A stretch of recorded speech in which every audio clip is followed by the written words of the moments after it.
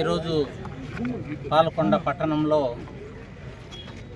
స్వచ్ఛతా కార్యక్రమాన్ని నిర్వహించడం జరిగింది.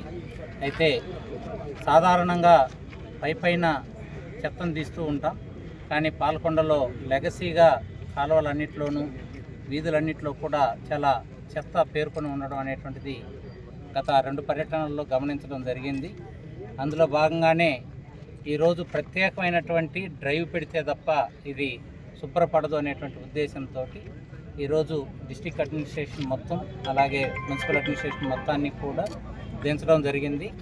దీంతో పాటుగా స్థానికంగా ఉన్నటువంటి అన్ని పార్టీల నాయకులు, కౌన్సిలర్లు, ప్రజలు, వాలంటీర్సు, విద్యార్థులు అందరూ కూడా ఈరోజు ఈ కార్యక్రమంలో పార్టిసిపేట్ చేయడం జరిగింది.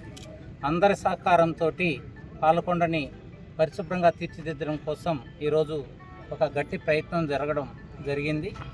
అలాగే ఇక్కడ షాపుల వాళ్ళందరూ కూడా, హోటల్ వాళ్ళందరూ కూడా చాలా అపరిశుభ్రంగా మెయింటైన్ చేయడం అనేటువంటిది చాలా విచారకరమైనటువంటి విషయం. వాళ్ళు మంచి బొట్లు పెట్టుకొని స్నానం చేసుకొని వస్తున్నారు, వాళ్ళ షాప్ మాత్రం దుమ్ముతో నిండుంది. కనీసం వాళ్ళ వెహికల్స్ కూడా తుడుచుకోకుండా వస్తున్నారు. వాళ్ళ హోటల్లో ఉన్నటువంటి ఆహార పదార్థాలన్నీ కూడా బయట పెట్టి వాటి మీద దుమ్ము పడుతున్నా సరే ఆ స్పృహ లేకుండా ఉండడం అనేటువంటిది మాత్రం చాలా శోచనీయం. ఇలాంటి హోటళ్ళు కానీ, ఇలాంటి షాపులు కానీ ఎవరైతే అపరిశుభ్రంగా మెయింటైన్ చేస్తారో వాళ్ళందరి లైసెన్సులన్నీ కూడా క్యాన్సిల్ చేస్తామని చెప్పి ఈరోజు చెప్పడం జరిగింది. వాళ్ళకి సమయం ఇచ్చాం. ఈలోపు మార్చుకోకపోతే మాత్రం ఎవరైతే ఇలాగ అపరిశుభ్రంగా ఇతరుల ఆరోగ్యానికి హాని కలిగిస్తూ ఉన్నారో, అలాగే పట్టణ శుభ్రతకు ఆటంకం కలిగిస్తున్నారో అలాంటి షాపులను అయితే క్షమించేది లేదు, వాళ్ళకి లైసెన్సులు ఇచ్చేది లేదు. వాళ్ళందరి రెన్యువల్స్ని కూడా ఆపేయాలని చెప్పి మున్సిపల్ కమిషనర్కి ఆదేశించడం జరిగింది. అలాగే ప్రజలకు కూడా విజ్ఞప్తి, చాలా వరకు చెత్తని రోడ్ల మీద వేయడం అనేటువంటిది ఇక్కడ గమనించడం జరిగింది. ఎంత అందమైన కోనేరు ఉంది, దాని నిండికి ప్లాస్టిక్ కవర్లలో వాళ్ళ ఇంటి నుంచి ఓపిక తెచ్చి చెరువులో వేస్తే ఏం ఆనందం వస్తుందనేది నేను అందరినీ కూడా అడుగుతున్నాను. దయచేసి మీ డస్ట్బిన్లలోనే వేయాలి. మీకు 2 రకాల డస్ట్బిన్లు ఇచ్చున్నాం మనం. మీ ఇంటికి ప్రతిరోజు కూడా చెత్త కలెక్ట్ చేసేకి బళ్ళు వస్తూ ఉన్నాయి.